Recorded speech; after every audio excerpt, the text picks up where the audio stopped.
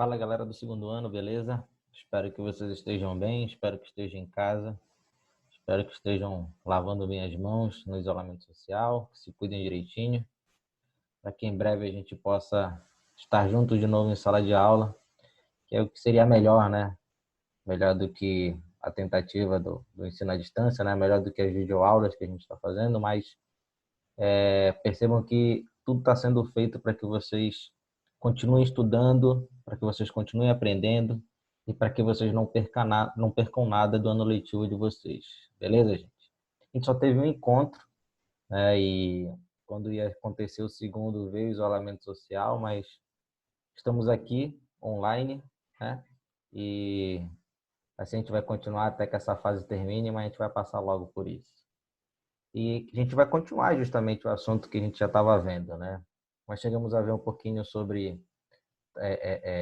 a origem, né, do espanhol e também a importância dele, além de revisar algumas classes de palavras que são importantes, né, no primeiro ano, que foram vistas no primeiro ano. Então veio uma espécie de revisão no início do cadernão. E aqui a gente continua com o conteúdo que já está no cadernão de vocês. Então não se preocupe em relação a isso, porque a gente vai apenas avançar, tá? Então, a gente continua, tá? Tudo tem no cadernão de vocês, tem no material, então fiquem cabeça fria em relação a isso. E o que que é? A gente vai ver algumas mudanças ortográficas do português, do espanhol ao português, né? Que são algumas mudanças que a gente pode perceber que são pontuais, que são frequentes, né? E que a gente pode usar como tática, usar como dica na hora de ler e interpretar um texto. Beleza? Agora eu quero que vocês entendam o seguinte, essas mudanças elas não são regras, tá? Não, nada disso que a gente vai ver é regra, é gramática. Tá? Isso daqui são algumas observações que foram feitas em comparações de palavras do português e do espanhol, para que a gente pudesse facilitar o entendimento, para que a gente pudesse facilitar também a tradução. Beleza? Então, como eu estou falando, não é regra, tá? Por favor, não vai entender assim. A primeira mudança que a gente tem é que geralmente as palavras que são escritas em espanhol com Z, ao passarem para o português, são escritas com C cedilha.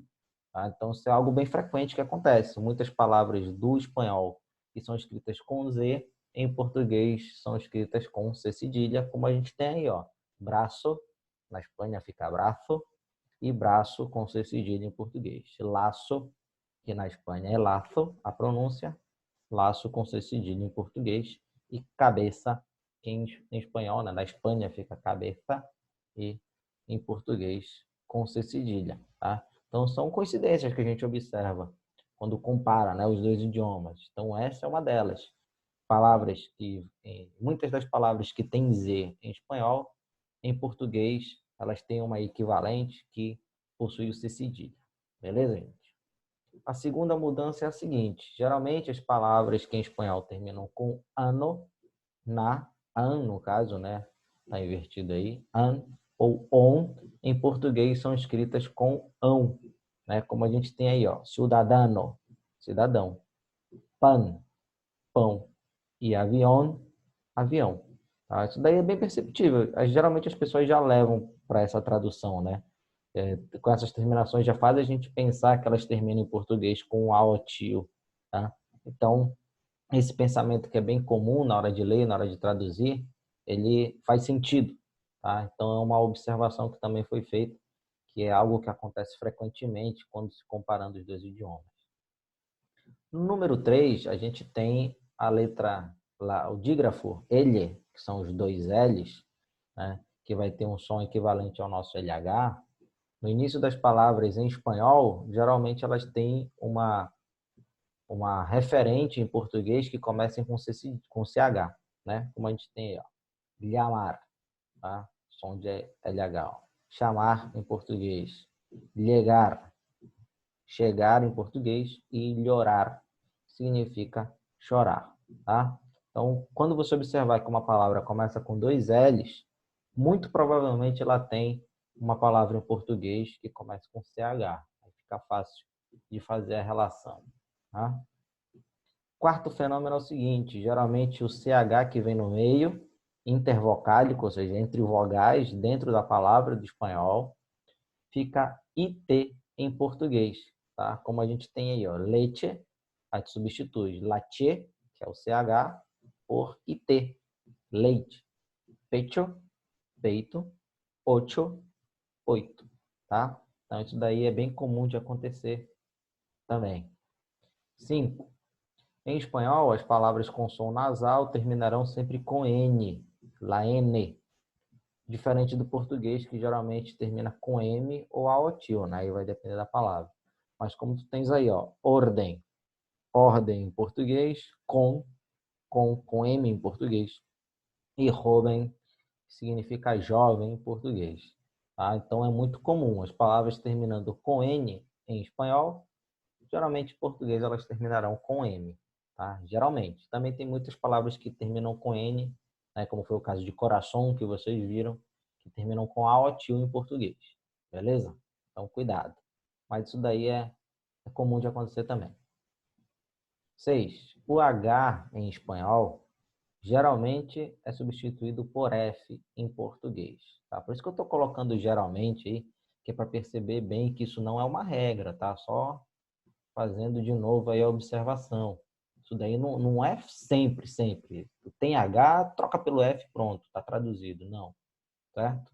Então, geralmente a palavra em português equivalente é com F, tá? Como é o caso aí, ó, de ada, que em português é fada, herida, que em português é ferida, rehém, que em português é refém. E assim acontecem com várias outras, mas não é regra como eu estou falando. Isso é um fenômeno muito, muito, muito comum e vai facilitar a leitura dos textos.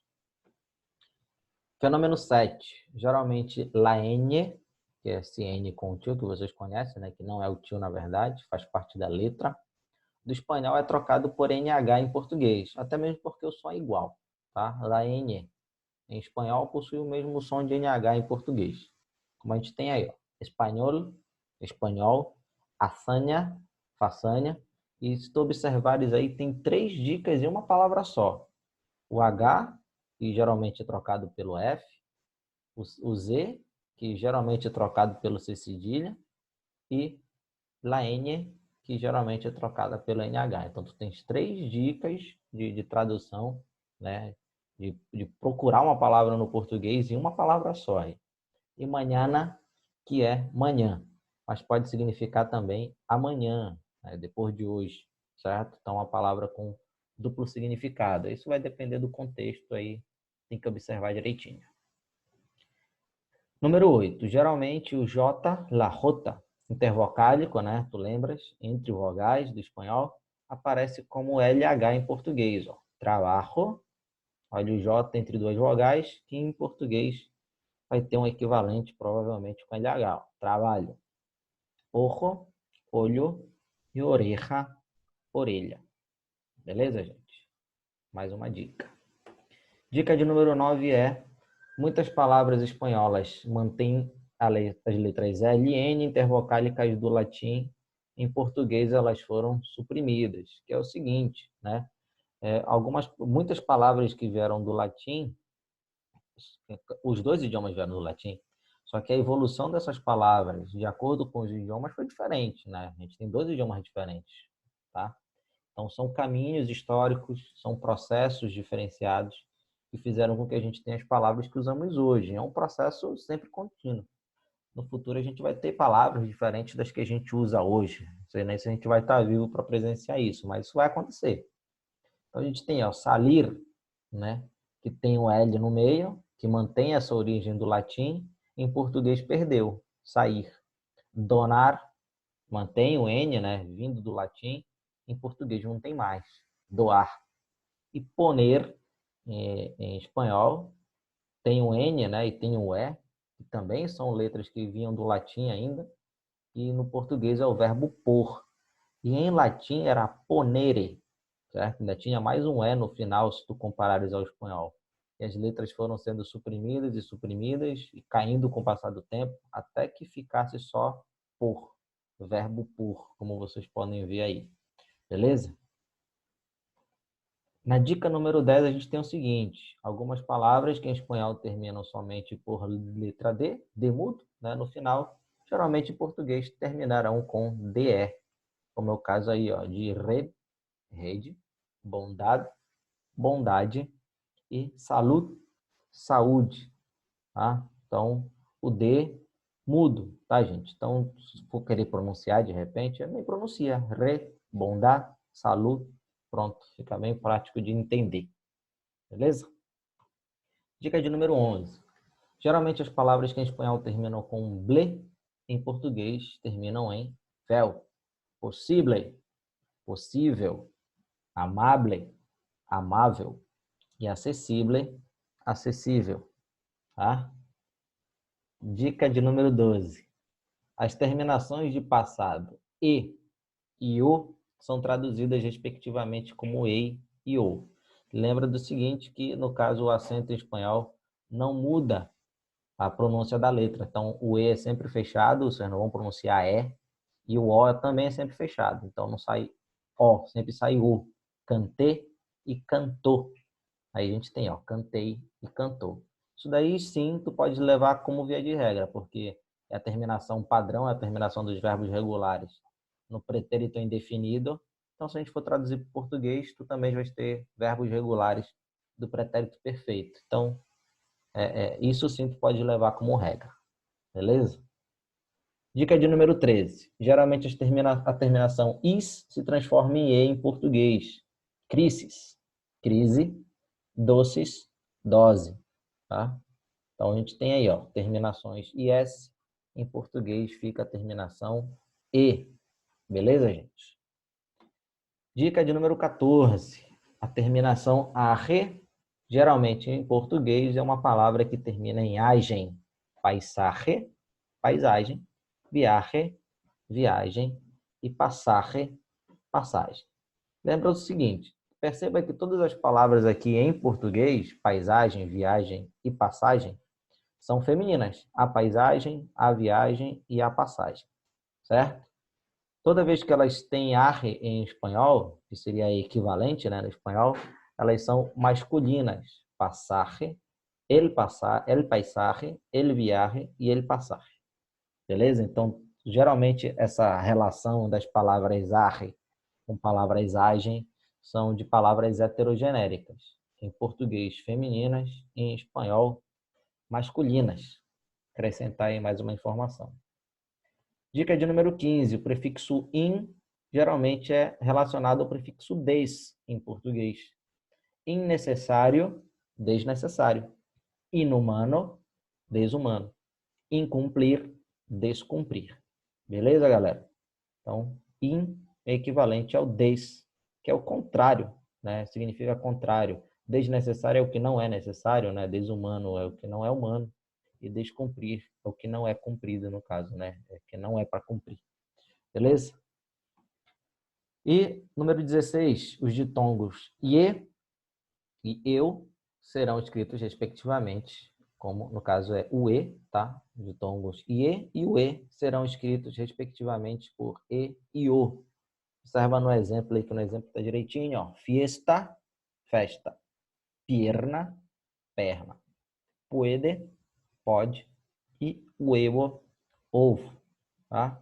Só que é o seguinte, tá? Isso daí também é uma coisa que é comum acontecer, se comparando as palavras, mas muita gente pensa também que toda letra E em português vai ficar IE em espanhol e todo U vai virar UE em espanhol, tá? Ponto é puento, copo é cuepo, não é assim que funciona.